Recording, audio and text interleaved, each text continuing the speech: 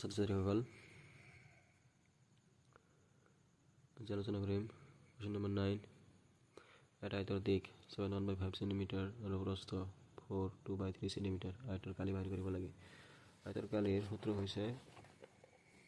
দিক পূৰণ প্ৰস্থ নম্বৰ 9 আয়তৰ দিক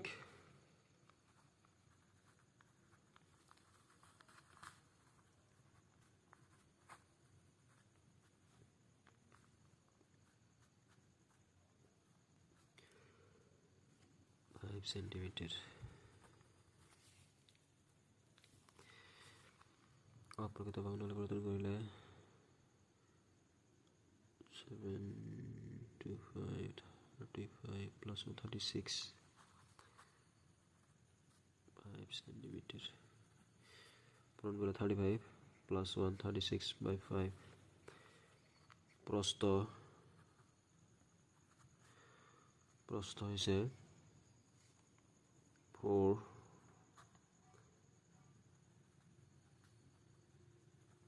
সেন্টিমিটার 12 plus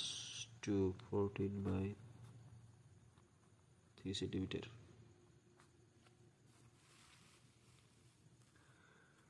কালি হব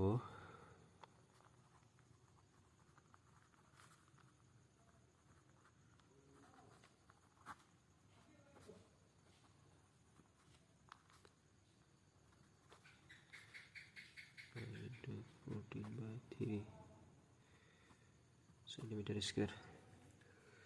সেন্টিমিটার দুটো পূরণ একবার 1 2 12 কটাকটি না যায় 12 পূরণ 14 5 বর্গ সেন্টিমিটার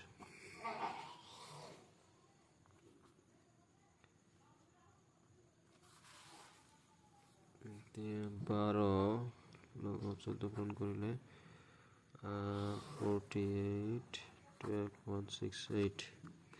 168/5 সেন্টিমিটার স্কয়ার হরণ করিলে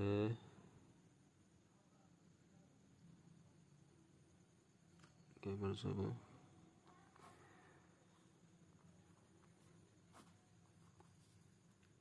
16 মাজত যায়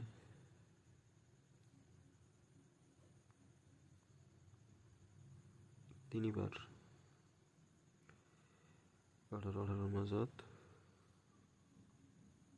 3 বারে যাব বাকি থাকবে 3 1 6 8 3.15 5 3.15 3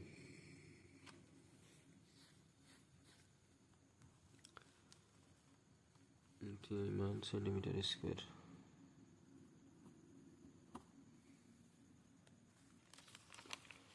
এর পিছত নম্বর 10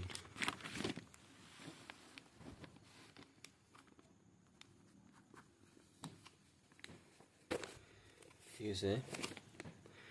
এটা শ্রেণীত 40 জন ছাত্রছাত্রীর 3/5 অঙ্ক লড়া শ্ৰেণীটোৰ ছোৱালীৰ সংখ্যা কিমান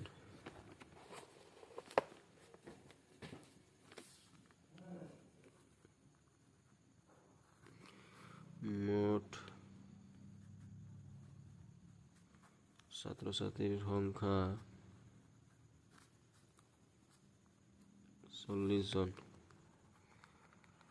লড়ার সংখ্যা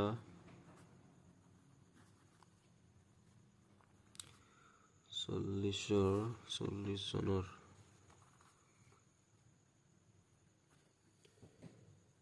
3/5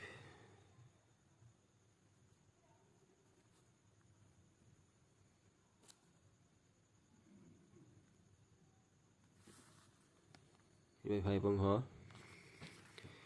এতিয়া 40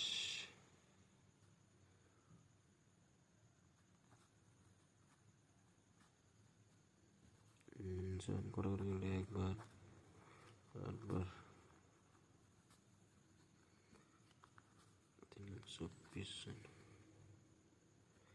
ল'ৰা 24 জন ছোৱালীৰ সংখ্যা কিমান হ'ব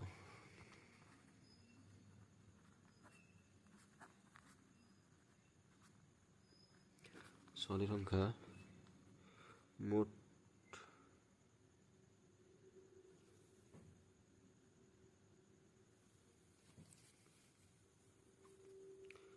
ছাত্ৰ-ছাত্ৰীৰ সংখ্যাৰ পৰা ল'ৰাৰ সংখ্যা মাইনাছ কৰিলে ল'ৰা 24 মুঠ ছাত্ৰ-ছাত্ৰী ল'ৰা ছোৱালী ছাত্ৰ-ছাত্ৰী 40 জনৰ ল'ৰা ছোৱালী আছে 40 জন ইয়াৰে পৰা ল'ৰা 24 জন মাইনাছ কৰিলে আমি ছোৱালীৰ সংখ্যা পাম 61 ইমানজনী তাৰমানে ছোৱালীৰ সংখ্যা হ'ব 40 পৰা 24 বাদ দিলে 16 জনী